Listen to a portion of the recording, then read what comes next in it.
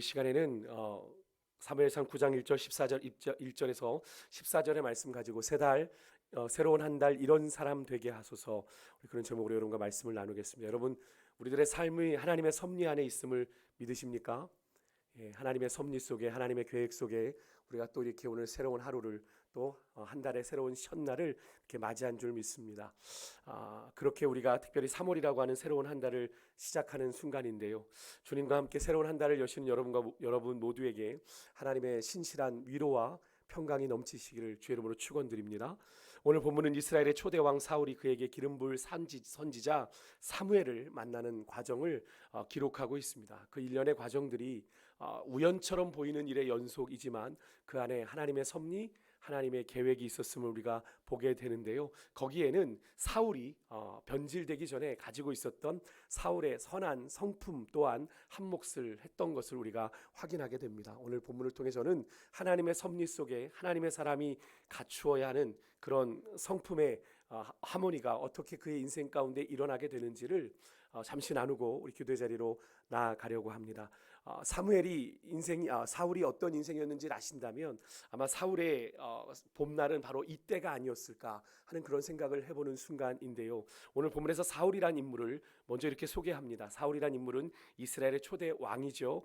먼저 1절에 보니까 베냐민 지파 사람 기스의 아들이다 라고 소개가 되어 있습니다. 사실 사무엘상 우리가 읽었던 이 구약의 성경 앞에 사사기 시대를 마지막에 보게 되면 사사기 19장부터 21절에 베냐민 지파가 아주 끔찍한 만행을 저질러서 이스라엘 동족들에게 한꺼번에 멸절당할 위기에 처했던 그런 다급한 상황이 나옵니다. 그래서 아마 베냐민 지파는 거의 씨가 남지 않을 정도로 멸절을 당하게 되죠. 그것도 동족들에게, 나머지 11지파에게 아주 철저한 응징을 당하게 됩니다. 그래서 가장 그 당시에 세력이 보잘것없고 가장 작았던 지파가 베냐민 지파였던 거죠. 그냥 명맥만 유지하는 베냐민 지파라고 소리를 내기도 좀 민망한 그런 상황이었습니다. 사실 그런 보잘것없는 그 작은 지파에서 나머지 이스라엘의 11지파를 포함한 이 12지파를 보란듯이 통치할 왕이 나오리라고는 아마도 어느 누구도 그 당시에 생각하지 않았을 겁니다. 왜 하나님은 그런 베냐민 지파 사람 그 사울을 하나님은 선택하셨을까요? 물론 1절에 그렇게 작고 보잘것없는 지파에 나름 이 기스를 어떻게 소개하고 있냐면 유력한 자였다라고 소개를 합니다. 여기서 유력한 자라고 하는 것은 부자였다라고 하는 표현도 되고요, 그 당시에 나름 힘이 있는, 힘이 센, 나름 어느 정도의 강력한 힘을 가지고 있는 그런 사람이라는 뜻입니다. 그러니까 베냐민 지파가 다 멸절했지만 그래도 베냐민 지파의 명맥을 유지하는 가운데 나름 기스라는 사람이 베냐민 지파에서 강한 힘을 가지고 있었다는 거죠. 그런 아버지 밑에서 태어난 사울, 외형적으로는 2절 사울을 보니까 이렇게 표현합니다. 준수한 소년이라고 되어 있는데, 이것을 히브리 표현으로 바꾸면, 이 구약 성경이 히브리어로 기록되어 있는데 히브리어의 표현을 빌리면 젊고 보기 좋은 청년입니다. 아마 다른 나라의 왕을 떠올려 본다면 저 정도면 그렇지, 저 정도 외모면 좋겠어 라고 하는 그런 얼굴이었던 것 같습니다. 건강하여 힘이 세고 훌륭한 외모를 갖추었다라는 뜻입니다. 거기다가 사울의 신체를 보니까 다른 일반 장정들의 어깨 위만큼 사울이 키가 컸다라고 이야기하니까 우리 교회 청년들 아주 큼직큼직하잖아요. 우리 교회 청년들의 그런 좀 키 큰 모습들을 좀 떠올려 보시면 그거보다 훨씬 큰 모습들을 상상해 보시면 어울리지 않을까 생각이 되는데, 여러분, 사울이 출신이 비록 보잘것없는 베냐민 지파 출신이기는 하지만 개인적으로 볼 때는 부잣집 유력한 가문 출신의 수려하고 건장한 체력까지 갖추었으니 그 당시에 이스라엘 백성들이 주변의 민족들을 바라보고 하나님께 왕을 구했던 상황을 미뤄봤을 때 그들의 객관적인 우리의 왕이 이랬으면 좋겠어 라고 하는 그 조건에 어느 정도 충족될 만한 어느 정도 외형적인 조건은 갖추고 있다고 볼 수 있는 그런 모습이죠. 충분히 사울 개인 자신으로는 이만하면 괜찮지 않을까 하는 자신감, 그런 우쭐됨도 있을 만한데, 사무엘상 10장 22절에 보니까 사무엘이 그에게 기름을 부으러 다음 장에 베냐민 지파들을 찾아갔을 때 사울이 보이지 않았어요. 사울이 어디 갔니 찾아보니까 하나님께서 말씀해 주십니다. 저가 진보다리 사이에 숨었다라고 할 정도로 사울은 숫기가 없고 수줍음이 많았던 사람입니다. 9장 21절에 보니까 사무엘이 사울을 향해 하나님이 너를 이스라엘의 왕으로 세우셨다라고 그 뜻을 전했을 때 사울은 자기도 아는 거예요. 자기가 속한 지파가 지금 이스라엘 안에서 어떤 모양새인지를 아는 겁니다. 자기가 베냐민 지파에 속해 있는 사람입니다. 이스라엘 중에 저렇게 지파 중에 가장 초라한 지파에서 어떻게 왕이 나올 수 있습니까? 가당치도 않은 이야기입니다 라고 이야기하며 사울은 정도를 넘어서지 않고 자신의 한계를 아는 겸손한 사람이었다라는 사실입니다. 근데 바로 이 겸손함이, 바로 이 사실이 하나님께서 그를 택하신 이유이죠. 여러분, 고린도후서 1장 27절 28절에 보면 이런 말씀이 나오는데, 우리 화면을 같이 한번 좀 읽어보겠습니다. 같이 읽습니다. 시작. 그러나 하나님께서 세상에 미련한 것들을 택하사 있는 자들을 부끄럽게 하려 하시고, 세상에 약한 것들을 택하사 강한 것들을 부끄럽게 하려 하시며, 하나님께서 세상에 천한 것들과 멸시받는 것들과 없는 것들을 택하사 있는 것들을 패하려 하시나니. 아멘.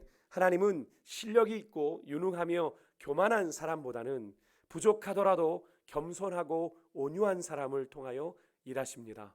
예수님께서도 자신을 가리켜 내가 온유하고 겸손하니 내 멍에를 베고 내게 배우라, 내 멍에는 가볍다라고 말씀하신 것처럼, 온유하고 겸손한 자를 통하여 하나님은 일하십니다. 나 같은 사람을 하나님이 쓰신다고요? 기꺼이 헌신하지요 라는 사람을 통해서 하나님은 일하신다는 겁니다. 또 잠언 3장 34절에 보면 하나님은요, 거만한 자를 비웃으시고 겸손한 자에게는 한량없는 은혜를 베푸시기 때문에 그렇습니다. 하나님이 가장 싫어하시는 것 중에 하나가 교만입니다. 지난 주일에도 말씀을 드렸지만 하나님은 교만한 것을 엄청 싫어하세요. 성경을 읽다 보면 교만에 대한 견고의 말씀이 되게 많이 나옵니다. 넘어짐의 앞잡이고 패망의 선봉이고, 교만한 자를 통해서 하나님은 절대로 일하지 않으세요.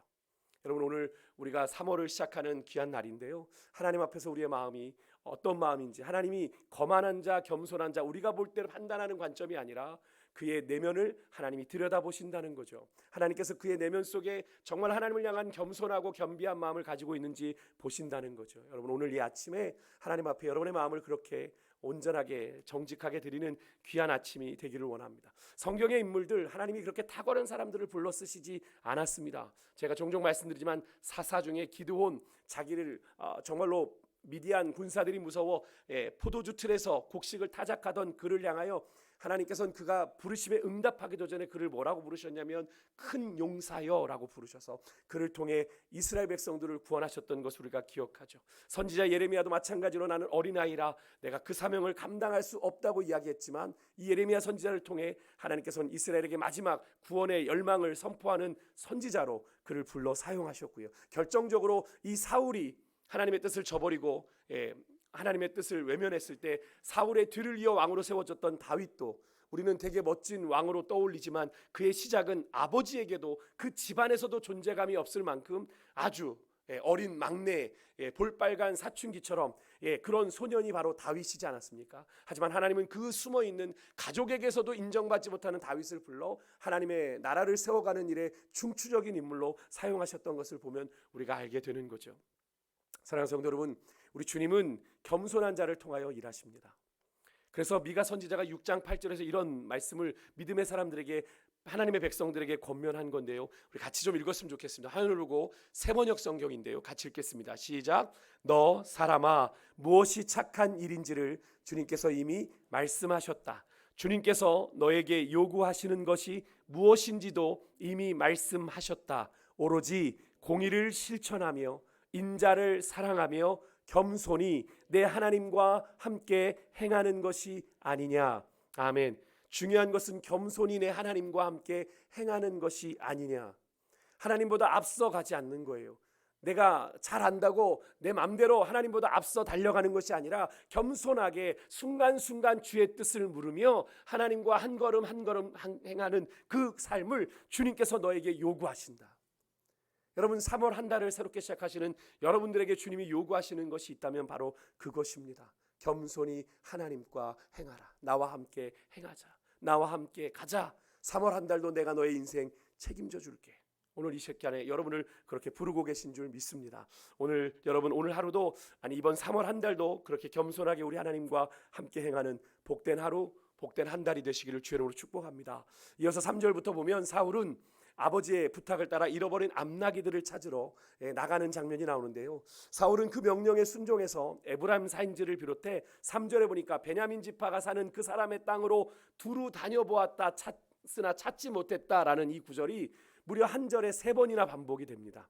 사울이 얼마나 아버지 말에 너 가서 나귀가 잊어버린 것 같은데 암나귀들 좀 찾아봐 라고 하는 그 말에 사실 뭐 대충 찾고 돌아오는, 사실 그 상황으로 봤을 때 그렇게 나귀를 찾는다는 건 거의 불가능한 일이라고 합니다. 그런데도 사울은 아버지가 명령하시니까 이제 자기 종을 데리고 나가서 두루두루 찾아다녔어요. 근데 찾지 못했다, 찾지 못했다, 찾지 못했다. 사절에 3번이나 그렇게 이야기를 합니다. 그런 불가능한 일을 가지고 아버지의 부탁을 받고 나갔는데 사울은 어떠한 불평도 없이 아버지의 명령에 순종해서 최선을 다하는 성실한 사람이었습니다. 이어지는 5절에 보니까 그렇게 이곳저곳 암나귀를 찾아 헤매느라 시간이 많이 지났어요. 해가 저물어 갑니다. 걱정할 아버지의 마음도 헤아려요. 우리가 이렇게 나귀를 찾는 것도 중요하지만 우리를 걱정할 아버지의 마음, 우리가 걱정하실까 두렵다, 돌아가자라고 생각하는, 그렇게 아버지의 마음도 세심하게 헤아릴 줄 아는 그런 사람이었고요. 6절에는 종입니다. 사화는 종이라는 표현인데, 종이 어떤 제안을 하는데 그 종의 의견에 귀를 기울여서 괜찮구나 수용할 줄 아는 유연한 사고를 가진, 남의 말을 경청할 줄 아는 그런 사람이 바로 사울이었다라는 겁니다.